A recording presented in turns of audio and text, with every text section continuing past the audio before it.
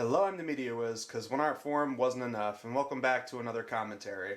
So today we're going to be watching the 1965 horror comedy short film, because it's only about half an hour long, Monsters Crash The Pajama Party. Now, I heard about this from a bunch of different horror reviewers. I know Cinemassacre did an old Monster Madness video on it. I've seen a bunch of people do riffs and people talk about this. The DVD seems to be very well known as it's like a huge treasure trove of old 50s and 60s B movies and horror movies and whatnot. The DVD does seem legitimately impressive for, old DVD physical media collectors and such. But I wanted to see this movie for myself because I've never seen it. And it's definitely going to be interesting watching it in this kind of a format because this is the kind of movie that primarily existed at that point in time. This was at an era where movie theaters, specifically guys like Nick Castle, who are sort of responsible for the interactive nature of film that we saw with stuff like 3D, which eventually did become very prominent in the 80s, and then we obviously saw a resurgence in the late 2000s, early 2010s with the whole IMAX and Avatar style 3D. But before that, you had a ton of different attempts at trying to innovate and do interactivity with the audience. You had 3D, you had Odorama, which they tried calling 4D when you get to Spy Kids 4. And there's a bunch of other movies that did that, like John Waters with Polyester and Rugrats Go Wild. But there was a bunch of different types of trying to do this, and Nick Castle was sort of the one that popularized having paid actors in costumes run out and interact with the crowd, and you'd have parts of the movies that would say, oh, that some character or some monster or whatever escaped the movie and is now interacting with the audience. But I am very curious to see how this movie plays out, because, I don't know, this definitely feels like the kind of movie that a bunch of other people that I follow would have covered. I mean, this feels right at home with something that Brennan Tenold would review. If it was a little longer, I don't know if he'd cover like a full 30-minute thing. But, yeah, very curious to see how this pans out. I'm expecting it to be very cheesy, very silly, very over the top. But I also figured it'd be appropriate to jumpstart Media Ween this year with this. I'm very curious to see what it's going to be like. So, with that said, this is Monsters Crash the Pajama Party.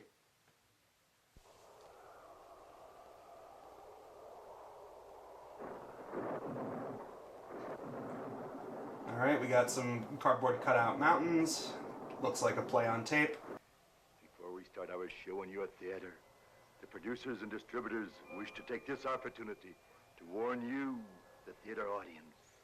In the event all the lights should go out, and you see a shadow moving past your seat, under no circumstances attempt to drive it away, for it may be the person beside you. You may think my warning unnecessary. This reminds me of The Screaming Skull, which began with a thing that said, if you die of fright from the movie, you'll get a free coffin. Starring Vic McGee as the Mad Doctor and the fearless Lieutenant Hudson, James Raisin as the impeccable Professor Williams, Clara Nagel and King Kong as himself. This really is like watching a play on tape. It's like they couldn't do opening credits, so instead you just list off the actors in order with some narration. Mary Dwyer and Constance L. Smith. All the while we get B-roll of Donkey Kong over here messing with the set and the cameras and whatnot. What is it about guys in gorilla costumes that's just so funny? I mean, you go back to like the old Three Stooges, Abbott and Costello days, just guys in monkey suits who always get an easy laugh. High-Fidelity Noises by Frank Allison Coe. Oh god, they're still going.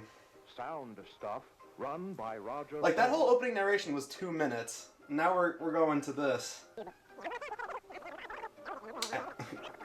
And like that, he created Alvin and the Chipmunks. I am now immensely curious if they're gonna have ending credits. If they're gonna just narrate everything. Oh my god, it's still going. The film was cut up and stuck together by Bernie Chopper. How appropriate. The Chopper. He edited the movie. Based on a Bad Dream by Gary Haycock. Original story found on a gun wrapper by Wayne Anderson. Well, considering we got things like Shark Boy and Lava Girl that were based on a dream or two that the director's kids had, it's not surprising that this was based on a nightmare someone had. Associate producer, Ray Park. Also very fearless. Also a showman. who wanted to remain anonymous. Just a showman. I believe it was him, actually. Gorilla smoking a cigar with a money bag in hand. Oh no, back to the movie already? It is only 6 minutes in. This house was owned by some doctor or scientist years ago. Since then, he became a mad doctor who changed teenagers. A mad doctor who literally had "Mad Doctor" written on the pocket of his lab coat. There's going to be a lot of trouble tonight. Oh my god, I thought they were going to walk right into the camera. Look at the cobwebs in here. It looks like nobody, but nobody's been in here for the past year. Yeah, nobody but spiders. Boy, they sure picked up places. Oh, that's just swell. Good. Oh no, wait, this is 65. This isn't 1939. That's just what it That's is. groovy, gang. All that's missing is the Great Dane. It really is like the knockoff Scooby Gang. It's like one of Hanna-Barbera's like knockoff Scooby-Doo shows. Yeah, the cobwebs are gonna scare you out. They got like Jabberjaw or Speed Buggy. Wonder what's in all those crates. Oh, I can't see a thing for all the cobwebs and stuff. Well, I can't see anything because one, everything's so dark, and two, it looks like they're going to be filming in the same hallway for the whole movie. Sure, like on the Late Show. That's right, in that 12th, the Mad Doctor's Rose House Red Stop in You know, What? doctors could take lessons.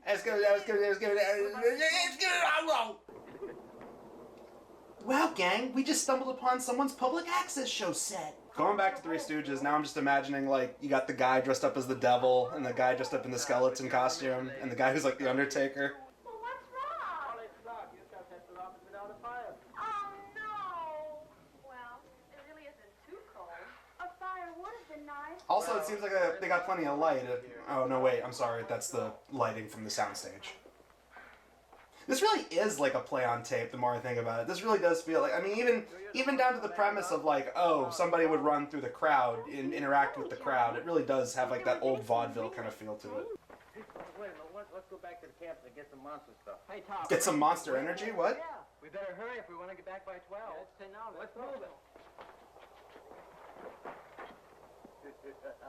Wait, what? Whoa, what?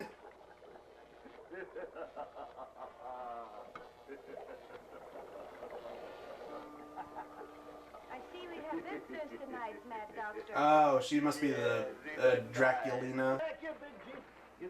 Oh my god, you see, just seeing those things wobble back and forth, it's like, oh, I was expecting them to fall over. Also, look, we got a new set, finally. It's not just the same hallway and, you know, living room area.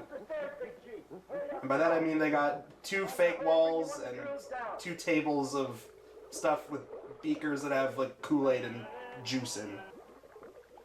So what kind of monster, are we just gonna have these 2 monsters? This Dracula woman and the gorilla?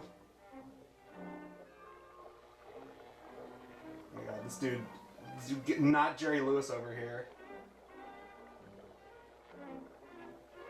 He's going ham on the whole Mad Doctor thing. You know what, give him some credit though, he's having fun with the role. Like, he's going full throttle with it.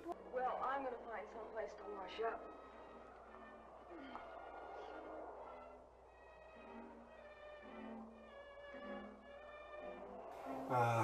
Going back to Scooby-Doo, Grand Scooby-Doo rules. Once you start splitting up, that's when all the weird spooky stuff starts happening.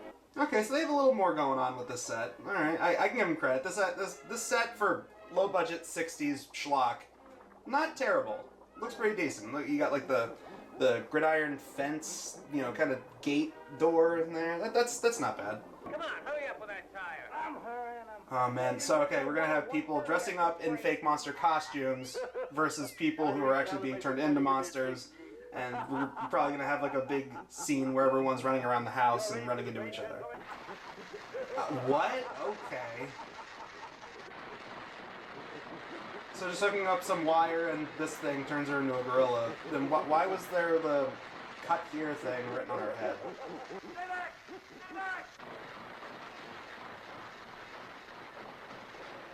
What were you even intending to do? Oh, okay. Wow, old Looney Tunes sign gag. There we go.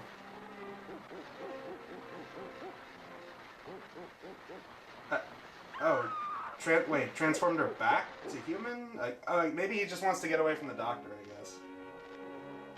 I gotta say, that was rather easy. Oh my god, it really is Scooby-Doo. The hand that reaches out and then misses.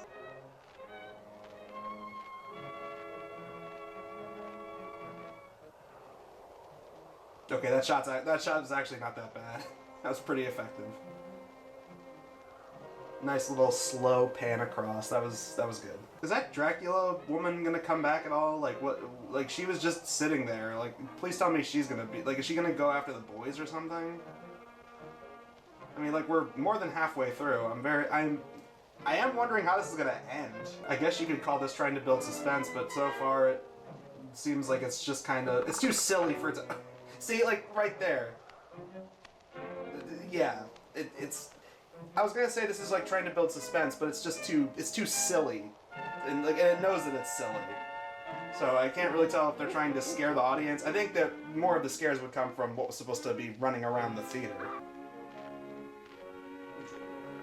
Wait, what? Oh, we got another guy who's a hunchback. Where'd he come from? Operator. Operator.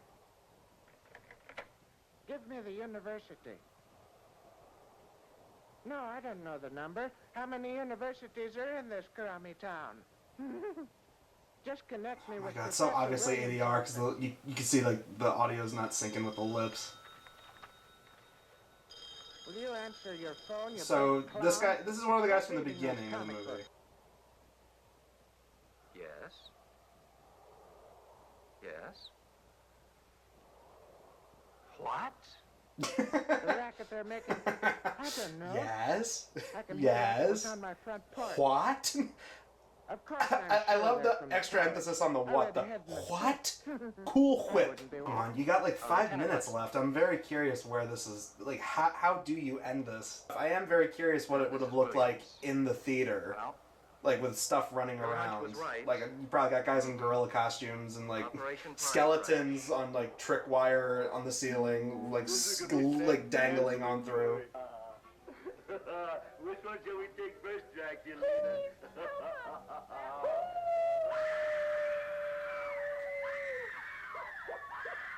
Okay. It feels like we have like two or three different plots that are intersecting and they're barely interacting with each other. Oh, here we go. Okay, so they show up and save them. All right. This kind of looks like a Monty Python skit a little bit with some of the props.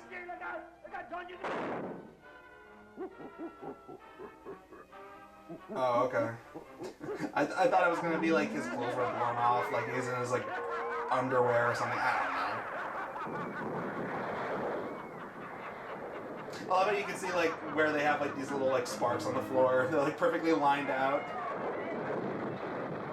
It's the Ed Wood philosophy. That's good. That's fine right there now. That's good. Big G, every night. Big G. That's the gorilla's name. That's awesome. Big G. I like that. In the audience and get me another girl. And you Oh, here we go. Okay, yeah, this is definitely where the crowd interactivity would kick in.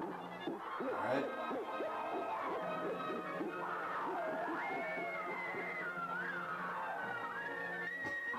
And so to keep it going, you just have all this like B-roll of lightning strikes like on a loop. Is that like the one girl we didn't see like with them earlier? Or I don't know. Such an odd angle. It's so far away from like the action that's going on. So much like dead air and negative space. Okay, alright, guess we're done with that. Now what? Oh, we gotta end with the gorilla being funny and the wacky Bugs Bunny hijinks music.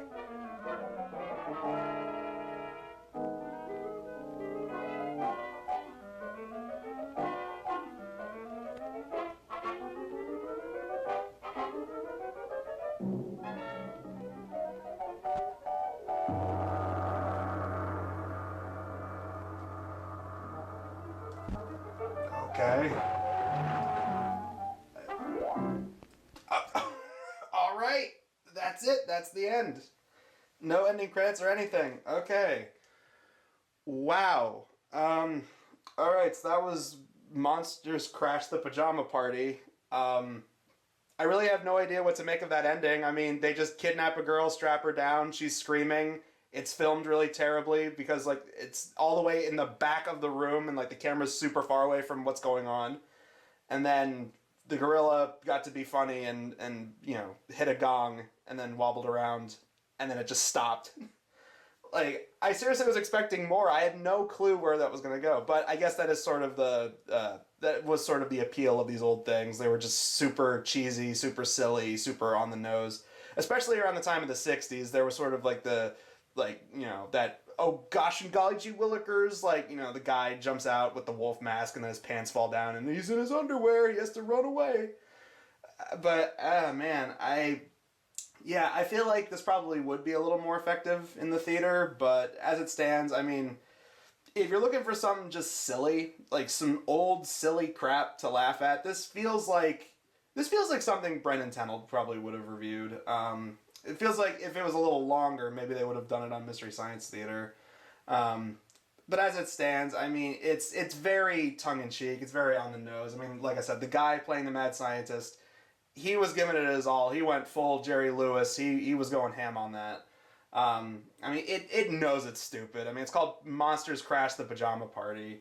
I feel like if this was to be remade now, it probably would be even more tongue-in-cheek. I mean, because we get a bunch of these, like, super on-the-nose horror comedy things. I don't know. I feel like if they remade it, it would definitely be a little longer. It would probably be like a full hour. They probably wouldn't do the whole, you know, oh, we're running into your theater and, you know, and kidnapping people. They probably wouldn't do that. I'll give it this. It was short. It was a very quick 30 minutes. It got in and got out. Even though the opening, like, 6 minutes of narration talking about who was in it and all that kind of dragged.